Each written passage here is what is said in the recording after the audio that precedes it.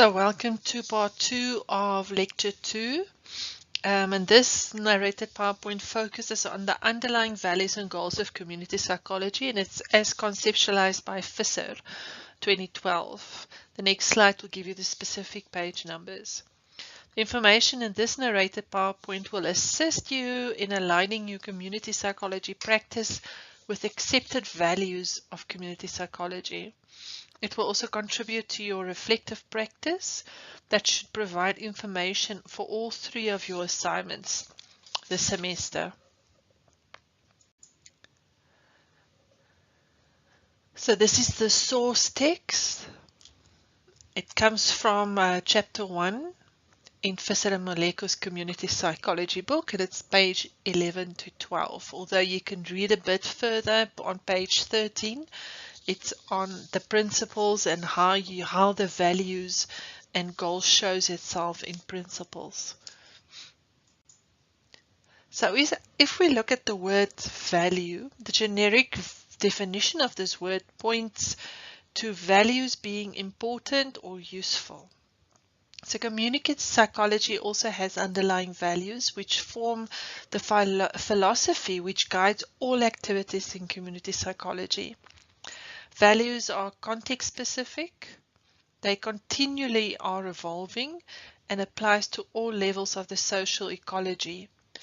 And all these things are what drive the dynamic nature of community psychology practice. It is thus what will underpin your community intervention, in that you will intend to integrate these values into your whole intervention, from meeting your stakeholders the first time up to the time you leave your community after evaluation for the last time. Goals, it's also context specific, but it is more specifically linked to the aim of the actual interventions. For example, after you have considered the needs and resources in your community, you may realize that they will be empowered if they learn assertiveness skills. So that will be the aim of your intervention.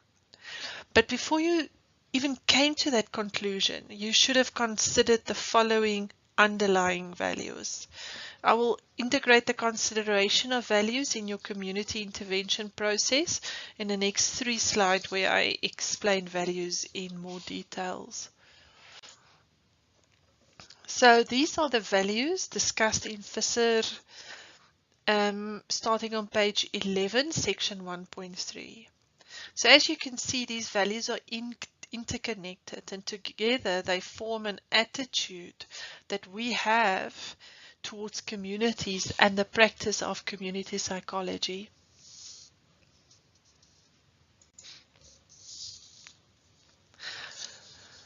So the first one is social justice.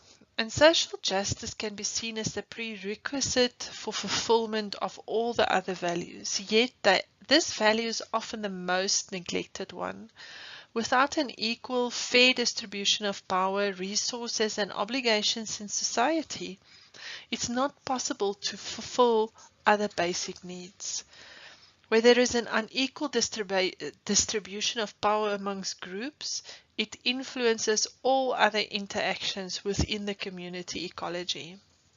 At an individual level, community psychology practitioners work towards empowering individuals to understand and to be reflexive about exploitative systems. And in that way, communities can recover their personal and political power. At a higher ecological level, social justice guides us towards transforming institutions and challenging and altering basic assumptions of these unjust systems. Using the previous example of assertiveness training as the goal of an intervention, social justice guides us to look at the reason our community is not able to exert assertiveness. This goes beyond personal or individual skills or abilities. We also need to understand what about the context disables or make it difficult for our community to assert their own desires and needs. What is it about the organization or about the larger cultural or community context that has sapped the power of a community? And how can we empower them to restore their psycho-political validity? The promotion of health and well-being is the second value, and this is a central value in community psychology. It speaks to the proactive nature of community psychology interventions, thus preventative upstream interventions. This value boils down to equipping people with the resources they need to cope effectively in their context as the best way to prevent the need for downstream or curative interventions. However, even when we intervene at secondary and tertiary downstream levels, we can still promote the well-being of all levels of the community. For example, we can equip the youth with the skills to be assertive in a productive manner, to equip them for the job market and assist them to navigate systemic barriers to their well-being. Or we can equip mental health users, mental health service users, for example, persons living with schizophrenia. We can equip them with assertiveness skills to navigate the mental health service system. In that way, assisting them to promote not only their own mental health, but also their well-being. The third value is caring and compassion, and it's also linked to well-being. This value does not refer to the caring and compassion of the community psychology practitioner, but it refers to the promoting of a sense of community within a community. We want a community to be caring and compassionate. Through encouraging social support or self-help groups, shared emotional connections, feelings of belonging, and a sense of community can be promoted within a community. If people experience a sense of community, they also feel empowered to contribute to the community, share its values, and they feel that they fit in somewhere, that they are part of a larger, dependable, and stable structure. So equipping a group of mental health service users to establish or to maintain a support group can be one way in which our community can live out their assertiveness skills. They can support one another regarding conflict with their families or with difficulties in accessing needed services. Maybe one support group member is good at consoling other group members, and another group member is good at approaching the mental health service providers. Allowing all members to share and to contribute to the well-being of their support group thus creates a caring and compassionate environment in which they can experience a sense of community and of value. The next value is self-determination and participation. By fostering self-determination and participation, community psychology practitioners promote the level of empowerment in communities. Empowerment is a process by which people believe in their own capacity to solve their own problems and gain some control over their personal and community affairs. They must therefore also feel that they can participate in decisions that affect them. This value links with the other values in that people need to gain critical awareness of the social power dynamics and structures that prevent self-determination.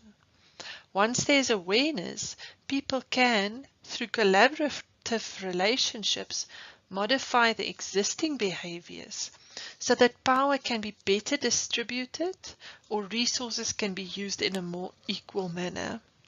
That sense of personal control contributes to other values, such as promotion of health and well-being.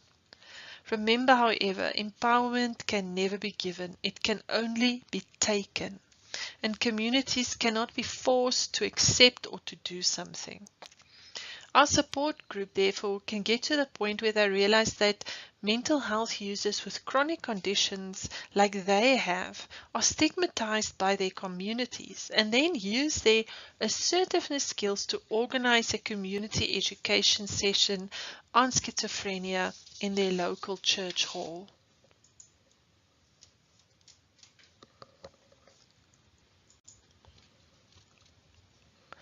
Respect for diversity and human dignity. This value acknowledges that every person has the right to be different and that there are diverse ways of defining identity, values, and needs. Think, for example, how limiting it can be to be regarded as an African or non-white, according to definitions laid down by those with more social power and those that do not at all consider or value your views, experiences, and needs. Community psychology regards diverse perspectives in a community as a strength, and it does not try to change individuals, groups, or communities to fit in with the norms and the values of others. By acknowledging and allowing communities to own their distinctiveness, they are also empowered to remain distinct. When we accept diversity and empower others to accept diversity, then the voices of everyone, including the silenced voices, can be amplified. By respecting diversity and human dignity, we can amplify all the other values. Our community support group thus can respect that some members support more traditional ideas and that others are more modern in their values, but realize that together they can formulate a plan of action to approach the head of clinic that is likely to be successful. As the community psychology practitioner, you can't prescribe to your community a normative manner based on your own identity or values in which they should complete this task.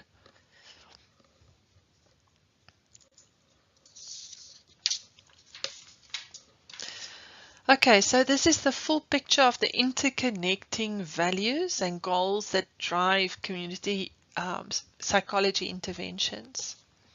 In the next video, we will be looking at the role of competency in community psychology practice, and more specifically at the 18 competencies that are necessary. But before you watch the next video,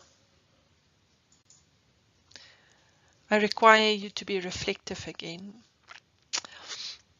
So think of the following things and write about it. Don't just think, but write. Write them down, organize them in your mind, and speak to your co-facilitators about what you thought. So what are the social power dynamics and structures that influence your community? And I think this is the information that you should have gleaned from your needs and resource analysis also. How are these related to your deductions from the needs and resource analysis? In which areas are your community empowered, and in which areas do you think they may need a sense of personal and community control? Assess the sense of community that your community members are currently displaying. Is this a community in which compassion and caring is promoted and it's visible? Or are they reproducing something oppressive from their own context?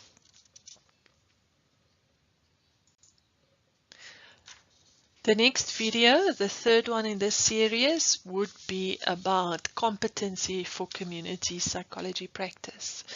You can find this on ClickUp.